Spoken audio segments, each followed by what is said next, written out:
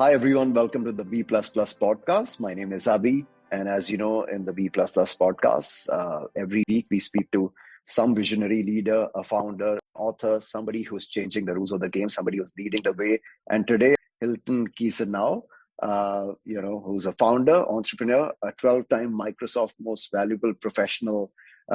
And wow, I don't even know anyone who was the most valuable professional twice. And here we have a 12-time Microsoft Most Valuable Professional. Hilton, very happy to have you on the podcast. Thank you. It'd be good to be here, and thank you for the opportunity good to meet you and to talk to your audience. Thank you. The reason I was so fascinated was, and we'll get to the products, but first let's talk about, one of the things that I find very, very fascinating is how somebody got started, right? So in the sense, how did you think of this company? How did you identify the need in the Microsoft Teams economy, which is obviously booming, and how did you get started? Yeah, sure. So, I mean, if I go, well, depending how far back you want to go, if I go back to like being a kid, growing up in the 80s, for example, I've always been crazy passionate about technology and software. And I've been programming since those kind of days, long before it was cool to be a developer. Right. But always passionate both about technology, but also about people and business and using software to solve real business problems. So, kind of being part of that early into my career, I got involved in a product or got introduced to a product called SharePoint, which I imagine a lot of people are aware of. It's a product that's been around for decades. It's a massive, massive product on its own. Extremely capable product, but it's surprisingly poorly implemented, without a lot of thought and planning and understanding. Going back decades that it's been around, it sort of suffered from that. So myself and my team spent more than a decade helping customers unlock the power of SharePoint for sort of very effective or far more effective collaboration and productivity, focusing a lot on what today is called the employee experience. So a large part of this is building things like intranets and portals for internal customers, basically employees. So all company portals, or sometimes even specialized portals, web-based portals. So things like either like a broad company intranet, or specialized things like maybe an innovation/ideation portal, or a new employee onboarding portal, for example. So that would be sub part of the intranet that's focused on a select group of staff, like new employees, getting them up to speed with the company, getting them through their first few days and hours and days and weeks with the company, that kind of thing. So fast forward, like pretty much everybody in the SharePoint space, we all got introduced to this Office 365 thing, what today Microsoft calls Microsoft 365. So we all had to deal with this new cloud thing, and dealing with SharePoint and sort of transitioning our work and our clients to this sort of new cloud-based world. But sort of circa 2017 or so, Microsoft suddenly comes out of, so to speak, out of left field with this new product called Teams, which is Microsoft's vision at that time, I guess, of a kind of a powerful but integrated platform, both for communication. So, in some ways, a replacement for the enterprise voice and video products. Depending on sort of what your background is, you'd have something in that space. But in the Microsoft space, where we were working at the time, it was things like what used to be called Link became Skype for Business, that sort of thing. So a lot of that kind of communication platform, if you like, voice, video, and IM or chat. But the uptake, Teams still have sort of obviously does that, and I think that's probably most people's perspective of Teams. But the uptake has really been focused on that, and very little on some of the extremely powerful things that the product can do beyond just communication, but more on the, let's call it the collaboration or productivity side of things, which is very much where products like Slack or Facebook Workplace, those kind of things shine, where there's less of a focus to some extent on the voice and video, more on the kind of the chat groups, the teams, the actual chat. What do you call it? The sort of the work teams and the communication that happens inside there. As an example, I mentioned, probably some fair percentage of your listeners are using Microsoft Teams already, as well as probably some of those other products. But I'm curious how many of the customers are using the actual Teams feature inside of Microsoft Teams rather than just the voice and video. That's typically the kind of challenge we're seeing customers face these days. Right. I mean, so definitely you identified this need, and you're absolutely right. I've used Teams twice today. and I haven't explored the Teams feature of it yet, and it's just become, a communication tool more than anything else. So yeah, I'm sure the listeners would be very happy to learn more about the products as well. So first, before we jump into the products, how big do you think is the global Microsoft Teams economy, right? What's the opportunity out there? And you think that this is something that, compared to products like Zoom and compared to, products like Slack that you just mentioned, do you see, a very, very unique sort of space for Microsoft Teams? How do you sort of envision the future for the Microsoft Teams economy? So, that's a great question. I can sort of, or we can look at it from different angles. There's the kind of the user base, if you like, and then my focus obviously is on the, aside from the consulting work, from a ChitChattr perspective, our product really is on the app perspective, if you like. So we can look at some of the changes there and what's happened there. We started this work in 2019. We kind of founded the company, not anticipating what 2020 would look like, but you can imagine 2020 has been an unbelievable year for products like Teams and Slack and Zoom and all of these other things as well. So what we saw was going into 2020 or sort of during the 2019 year, Teams at the beginning of the year was, I think, something like 10 to 12 million monthly active users. By the end of that year, it was I think into the 20s or 30s, something along those lines. So, almost doubling in growth.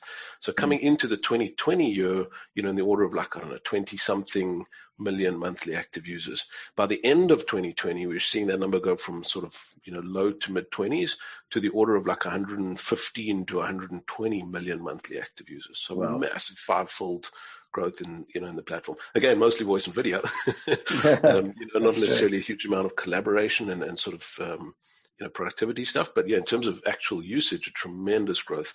From a product perspective, when we started looking into this area, we were obviously paying attention to what was going on in the store, and that's sort of matched it, in some ways even exceeded it in some ways. So we had 2019, there were roughly 120 to 130 products in the team store. By the end of 2020, that number was well in excess of 800.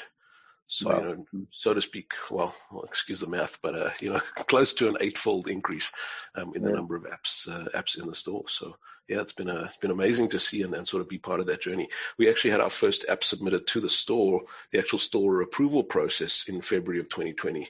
And retrospectively, a bit of advice to the listeners: if you build an app for Team, don't submit it during February of 2020.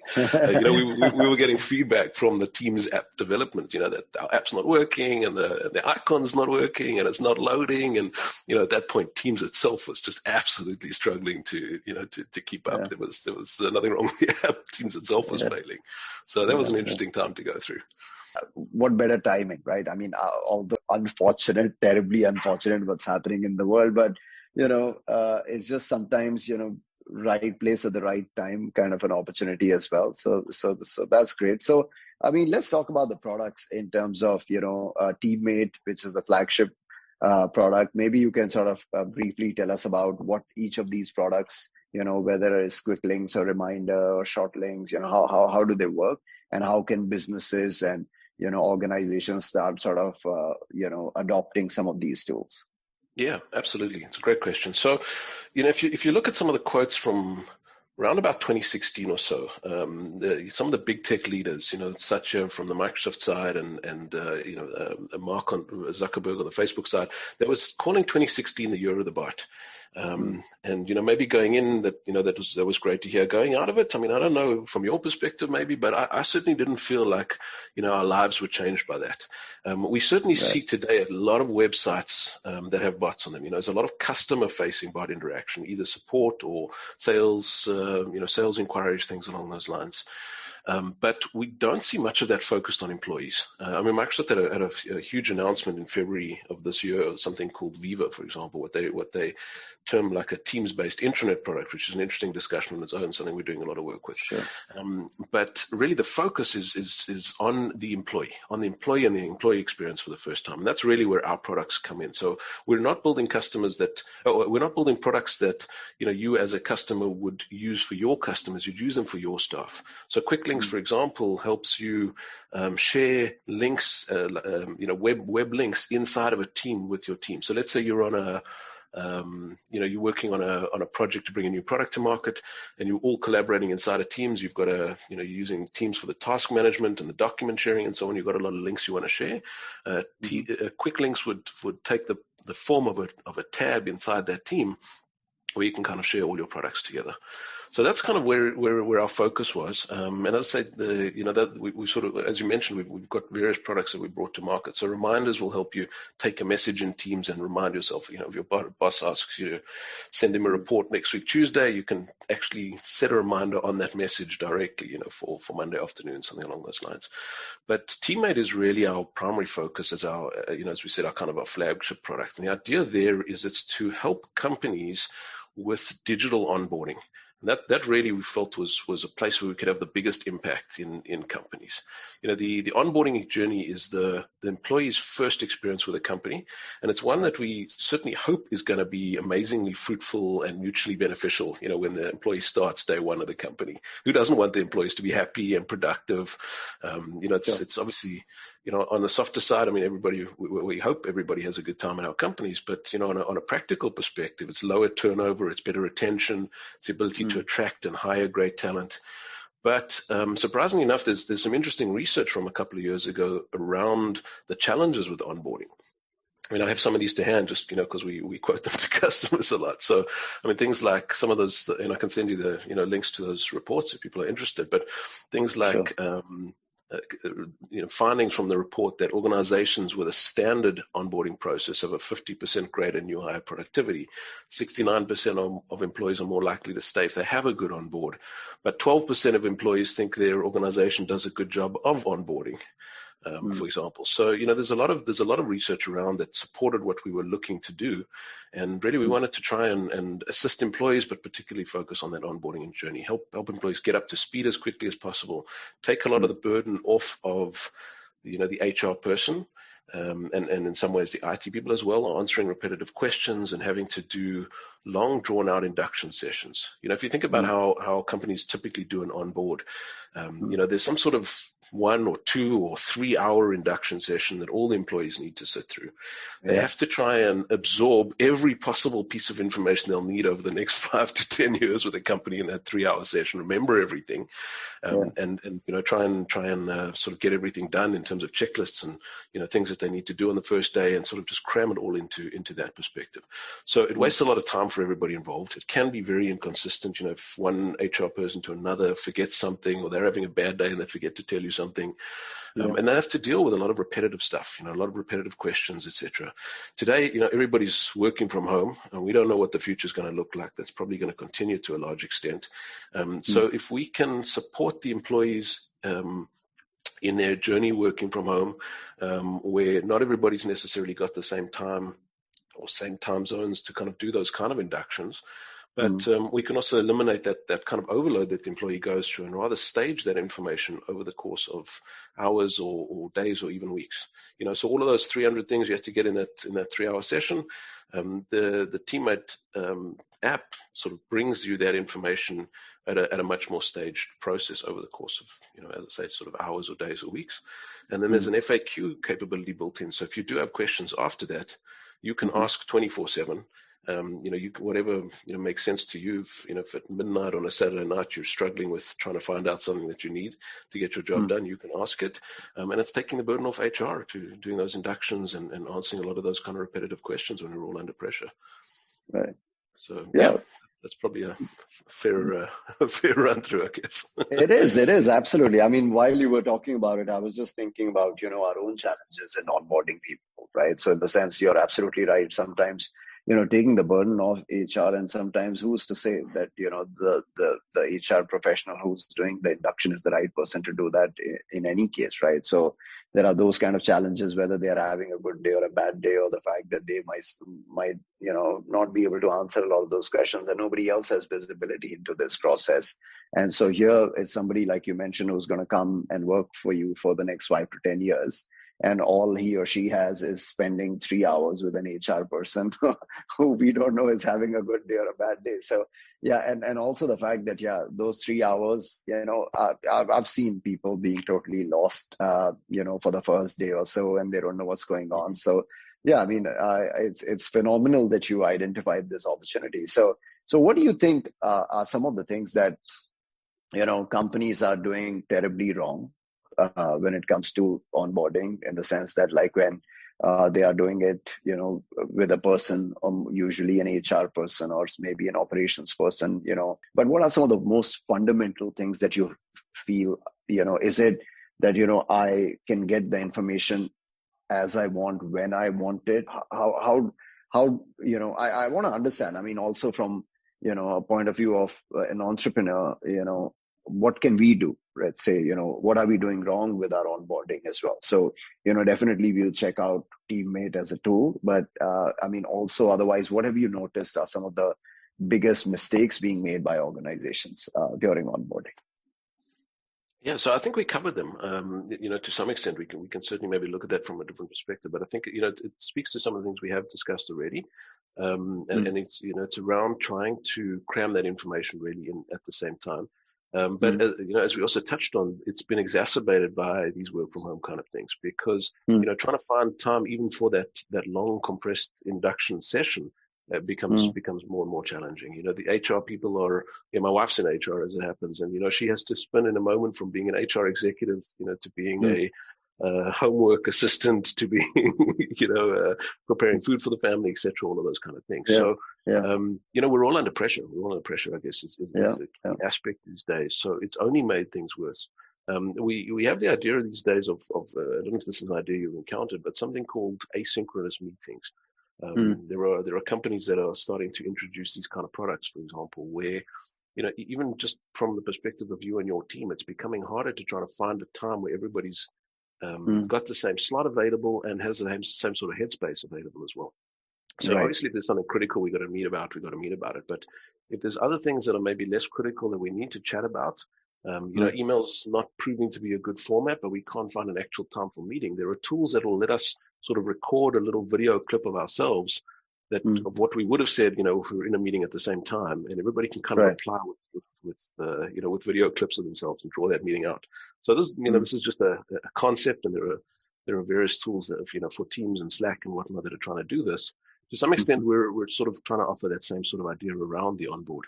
In terms of things like the FAQs and menuing, and just the ability to absorb the information at a time and in a space that's good for you, and at a pace that's that's good as a new employee. So yeah, it's a big focus on that. So those are some of the things we see. Also, as we mentioned, things like inconsistency. Sometimes just trying to make sure that the employee has all the information. Making sure that you give everything to them on the right. On the right footing and so on. I think it's also important to mention, there are things that companies are doing right, and those are obviously things we're not looking to eliminate or replace. As much as this is a bot in Teams, and as a result, it's an automated tool and an automated process. We're not looking to try and eliminate the human interaction. What we're trying to do is replace the mundane human interaction with quality interaction. So when you're on board, the boring stuff, that 2 or 3 hour session that you would have gone through with HR, that we can automate. Rather let you spend that time, have a focused 20-minute meeting with the HR or talent team to kind of, do some personal interaction from that perspective, and let them find out more about you from a personal perspective, and let the boring stuff, go, albeit important, let it go to the background and let it be done in that way. Companies also do, also approach onboarding in a different way. There's companies that do things like a welcome buddy, for example, where aside from the induction, you're assigned somebody in the company, in your team or not in your team, as the company sort of culture wants to approach it. But somebody to help you sort of figure out where all the things are, where the tea and coffee is in the canteen, who's who on the team, those kind of things. So those things, absolutely, we want to, still make sure are happening in the organization. But we're trying to remove the boring stuff and automate that and make sure it happens and it is consistent, but let companies focus on the high value interactions rather than the boring stuff, I guess is a short. Yeah, absolutely. I mean, Yeah, that's a great balance as well, right? I mean, in the sense that some things, it's a good feeling to be welcome. And one thing I find really useful, and which you pointed out as well, is maybe on my first day, I don't want to find out everything about all the processes in the company. Maybe I want to find out more about the people I'm going to be working with. So let's talk a bit about the business model. So, in a sense, are these subscription-based tools, or how do you sort of market them, and how do you monetize them? Sure. Also a great question, and we can talk from the business perspective as well. There might be listeners who are interested in Teammate. Of course, I would encourage you to get in touch, and hopefully we can work together. But there might be others who are just interested in Teams as an ecosystem. We spoke about the growth in the App Store, and so on. Maybe you've got an idea of an app you want to put in the store, things like that. So it's interesting to talk about Teams as a platform, and to some extent also B2B SaaS as a business model, I guess, if you like. Right. B2B is obviously different from B2C. If you've coming from a B2C kind of an environment, or B2C kind of an idea, or maybe you've had a great idea for an app in the mobile phone store, for example, the model's quite different when you're going from somebody who's on their phone, browsing on their phone, maybe sitting on public transit, sees a nice app, tries it out, and sees the value, and is happy to kind of pay, and buy the app and make use of it. From a B2B perspective, you're looking at quite a different model there, because you're looking at a company purchasing perspective. So the people who are using your app, installing and using your app day to day, aren't necessarily people who are going to be buying it. Or in fact, most likely aren't the people who are going to be actually making the purchase decision and the sign off and so on. So that changes things a little bit as well.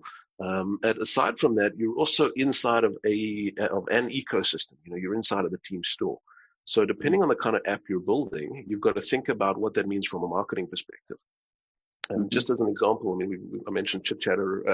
I mentioned quick links, and we've been talking about Teammate as well. So quick links, we find, is one that gets tremendous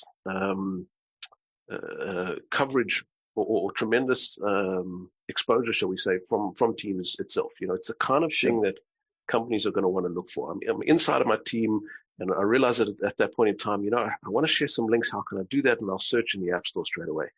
Teammate, for example, is something companies aren't necessarily searching for in the same way. It's something HR are thinking about, and they're not necessarily in Teams looking for or thinking about a solution in Teams directly. So the marketing we find is very different there. There we're sort of looking at more traditional marketing, more social media, if you like, versus leveraging Teams and to some extent letting Teams do the marketing for us on the quick links, on the live side, things like that.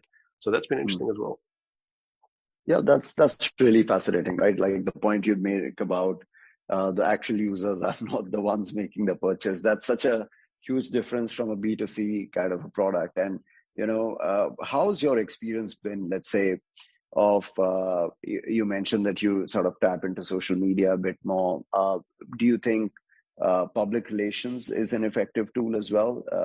Has it worked well for you? Have you done a lot of it? So we haven't. To be honest, my background is engineering. I want to build stuff. So if there's a problem, I want to build some kind of software, in the language of choice to solve it. So as a founder, that's probably been the most, how shall I say it? In some ways, the most challenging, but also the most interesting point thus far is learning and getting exposed to things that are outside of my wheelhouse, my comfort zone, however you want to say it. So learning more about the marketing side of the business, or the marketing side of the world, shall we say, has been fascinating. We're not doing PR right now. We're also still relatively new in the journey, I guess, and particularly around Teammate. That's our most recent product as well. So quick links, as I said, is we've kind of leveraged or been benefited by the store. Teammate's the first time we're really finding the need to do upfront marketing a lot more. So we're looking at various channels, obviously. Social media being a key part of that, as with everything and everyone, I guess, these days. But yeah, we're exploring all of that, and I think at the moment really primarily focusing on our marketing strategy, sort of defining exactly what that means and how we engage customers, and how we sort of put a successful journey together with them. Sure. I mean, life of an entrepreneur. There's always stuff to learn. There are always things, it's like how I've grown up dreading accounting, and now there are things that I have to do that, I wish I never had to.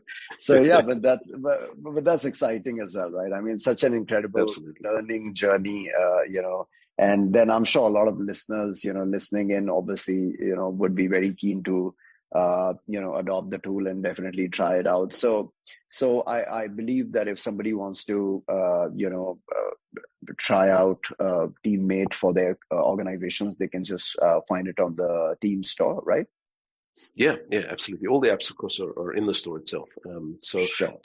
Again, just maybe out of interest for people, if you do have an idea and possibly it's something you want to build internally, Team supports the idea of an internal app store, the concept of sideloading, if that's familiar to the listeners. So, if you're an internal employee and you want to build something for your company, in a nutshell, there are ways to do that without going through the app store and without listing something that you don't, of course, necessarily want to be public for, for the whole world to consume. So there's like an internal app store process. And then, of course, there's the public store as well. So yeah, all of our apps are in the public store, other than things that we're still working with customers, new products and beta and whatnot. But everything that's publicly available, of course, is in the store. Yeah, so you can just go ahead and search for Teammate. What we've also tried to do, because it's it's got different features that that might be a little bit unusual to understand, trying to do an onboarding, in a bot-based experience and whatnot. Right. We've got a full demo mode in there as well. It's typically someone in HR or talent, or possibly IT who's installing it to kind of get an idea of what the thing does. So we've got quite a detailed hand-holding, step-by-step demo mode in there to kind of take you through that. Sure. Yeah. I mean, that was going to be my next question, in the sense that, one of the challenges obviously is, trying to, adopt some of these tools. People may not have a very good understanding. So, I mean, I'm glad you answered the question before I could ask, in terms of, because some products are a bit more involved, right? Some products are rather simplistic. So it's, plug and play, you go in and it's pretty evident, right? So for instance, if it's a EDM solution and you want to just send out some emailers, it's rather simple. But some of the more involved B2B tools may require the users, and especially something which has to do with human resources. So in the sense, more involved organizations need to understand how they will be able to benefit from it. So yeah, I mean, I'm glad you mentioned that there is a very detailed demo mode. So please, everyone, go check that out. So since you mentioned that you're an engineer, you like to build stuff, I wanted to understand, and since you're based in South Africa, are you working mostly with local teams? Are you working with remote teams? So yeah, that's been an interesting year as well, to look at from that perspective. So interesting enough, we've I don't know. South Africa's in some ways a little bit of an interesting geography. There's typically less, in my experience at least, less engagement with overseas providers, and I don't know if it's because of something about the geography of South Africa being at the bottom of the world in some ways. But if you're in a European team, for example, it's in some ways maybe more common to be working with people from other countries in Europe. You might still be in the region, but you're a little bit more familiar or comfortable with other languages, other cultures. In some ways, things like that. Whereas South Africans, I suppose there's so many cultures at play in the country. There's maybe a little bit less familiarity or comfort with things like outsourcing to different countries. But on the other side, from our perspective, we've actually been doing that for a long time, for decades. So we're very comfortable working with teams in other countries, other languages, other time zones and whatnot. So there are portions of the ChitChattr products as well that we have teams overseas in various places that we work with. But of course, we keep a very sort of primarily on the technology side, we keep a very close view on what's there and a close guide on what direction the product's taking and what the actual source code looks like. At the end of the day, there's all software products, source codes, like the main the bricks and mortar of the business, if you like. So that becomes our biggest concern. Making sure the code quality is high, and making sure that that we have everything in an automated manner and as safe and secure a manner as possible. And then obviously things like customer data, for example, we're very, very careful with that. So the actual engineers don't have access to production systems. We're quite careful with things like that. But we're also very, very careful with the kind of data that we access and that we store. So Teams as a platform gives us access to certain user information, certain other, so like there's basically just IDs and primary login information. You're able to query for more, which we don't do unless we have a very specific need to do that in some of the products. Maybe we just need to know who's an admin or not, that kind of thing. But generally, that we're in a world today where the responsibility is on us as software providers to take more responsibility with our customer data. So we try and store extreme minimum amount, the absolute kind of bare necessity to make the products work. Sure. But we don't even want, names or email addresses if we don't need that kind of thing. So, right. Yeah, that's been interesting as well. Makes things sometimes difficult troubleshooting. The customer's asking for assistance with something. It can sometimes spend a while trying to figure out who that customer is in the database for that reason. But yeah, it's something we take very, very seriously, our customers' data. Sure. That's very reassuring as well. I mean, I'm sure, every organization is extremely careful, and that's an area that one has to be very careful. So I'm glad that you have a lot of those best practices in place. So what's next for ChitChattr? I mean, are you planning to roll out more products? Are you, because I think you've identified a very, very interesting space. And, like you mentioned, from like a 20 million active subscriber base to about, 150 odd million. So that's a huge base, and I'm sure it's only going to grow. So what's next? I mean, where do you want ChitChattr to go? What are your plans for 2021? What would you like? What's the ideal sort of, that you look back at this year and that would make you say, yeah, we did it, right? What's your goal that way? Yeah, absolutely. I mean, those are great questions. Obviously, something we think about closely. Incidentally, I spent quite a bit of time as a digital nomad myself. I'm very fortunate. As I say, our team's been remote for a long time. So certainly, prior to COVID, I spent a lot of time sort of between the northern and the southern hemispheres. I've been blessed in that regard. Nice. In terms of ChitChattr, yeah, I mean, we obviously looking to continue to grow our existing products and absorbing customer feedback and looking where the pain points remain and how we can solve those problems. Obviously, that's it's a key focus. But we're always looking at new things we can bring to market and new things to make the team's experience better and the collaboration experience and capabilities better and so on. A big focus for us recently is I mentioned that announcement of something called Microsoft Viva, which is a big focus from Microsoft. Certainly, this calendar year in terms of the marketing and media that's coming out around. An intranet-like experience inside of Teams. So things like bringing knowledge management and employee training and learning and wellness is a big part of that as well. For example, the work-life balance has never been as off balance as it is these days. So Microsoft's bringing products to market and partnering with other products, for example, to look at things like digital commutes or virtual commutes. How do you transition? The transition between work and home needs to be more than simply spinning the chair around. And suddenly you're in another zone. We need some kind of headspace between, or transition space and transition time between those, for example. So that's an area that we're watching very closely and seeing if this, Viva itself as a sort of a brand is something that we can tap into and help customers understand more and potentially bring some things to market to tap into that as well. Sure, sounds exciting. So would there be a separate Viva store, or would the Viva ecosystem exist within the Teams ecosystem? How would that play out? So interesting. I mean, if it's a topic that customers or that listeners are interested in, I imagine there probably are a lot who are. I actually just did a talk this week on a webinar that that's available on YouTube. I can send a link to that if it's a space people are interested in finding more about. That's just on YouTube. So it's obviously there's no cost or obligation or anything. People can just absorb it and see if there's something useful in there.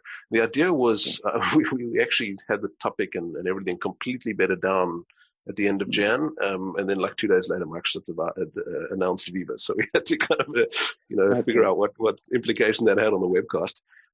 But the idea there is just understanding what Teams can mean as an intranet and understand what Viva is and how it plays in. Effectively, it's really just a family of products that plug into Teams directly. Right. So the learning module, for example, is simply a learning app inside of Teams. It's it's Sure. part of Viva, and there's a whole sort of suite, and there's some understanding and whatnot. But effectively, each of these areas inside of Viva just services as another product in the left menu inside of Teams. So in terms of the store experience, I don't know, we'll see a Viva store per se. A lot of the stuff will just be through the Team store. But then there are Viva capabilities sort of partner in terms of what those apps do. So on the learning side, for example, Viva surfaces your other learning capabilities. So if you're a LinkedIn or a edX or one of the other sort of primary learning providers, well-known content learning providers, they will surface that content inside of Teams. Sure. So as a partner ecosystem, I guess a lot of them are going to be within the context of those apps as well. But it's very new, very new. Microsoft's still Sure. figuring out what these products do, let alone what the partner ecosystem around them is. So we're watching that closely, as you can imagine. Yeah, that sounds really exciting. That was very interesting, and funnily, we use it so often, right? So, and even then, there's a lot of exploration. So, thank you so much. I wish you the very best. We will definitely check out the teammate tool and also all the other tools. I wish you all the best for this year, and maybe meet soon when I do end up coming to Cape Town as a digital nomad. Thank you so much for your time, Hilton Giesenow. It was absolutely wonderful chatting. Yeah, thank you. It was really great to have the opportunity and good to meet and connect. I hope the listeners got value from the show.